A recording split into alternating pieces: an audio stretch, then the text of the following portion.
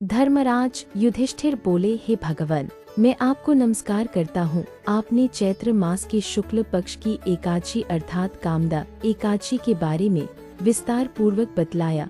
अब आप कृपा करके वैशाख कृष्ण एकादशी का क्या नाम है तथा उसकी विधि एवं महात्म्य क्या है।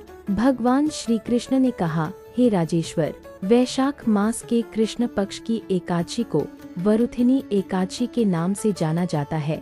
यह सौभाग्य देने वाली, सब पापों को नष्ट करने वाली तथा अंत में मोक्ष देने वाली है।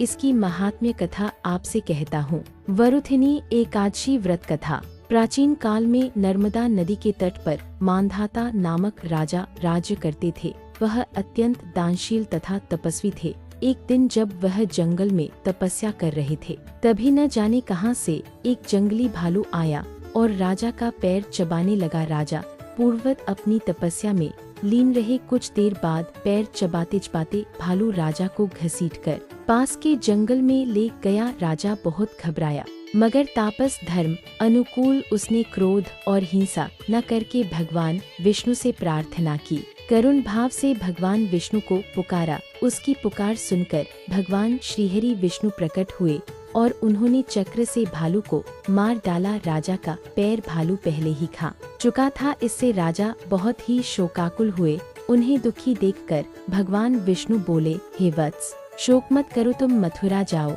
और वरुथिनी एकादशी का व्रत रखकर मेरी वराह अवतार मूर्ति की पूजा करो। उसके प्रभाव से पुण्य सुदृढ़ अंगों वाले हो जाओगे। इस भालू ने तुम्हें जो काटा है, यह तुम्हारे पूर्व जन्म का अपराध था। भगवान की आज्ञा मानकर राजा मांधाता ने मथुरा जाकर श्रद्धा पूर्वक वरुथिनी एकादशी का व्रत किया। इसके प्रभाव से राजा शीघ्र ही पुण्य सुंदर और संपूर्ण अंगों वाला हो गया। इसी एकादशी के प्रभाव से राजा मांधाता स्वर्ग गए थे। जो भी व्यक्ति भय से पीड़ित है, उसे वरुथिनी एकादशी का व्रत रखकर भगवान विष्णु का स्मरण करना चाहिए। इस व्रत को करने से समस्त पापों का नाश होकर मोक्ष मिलता है।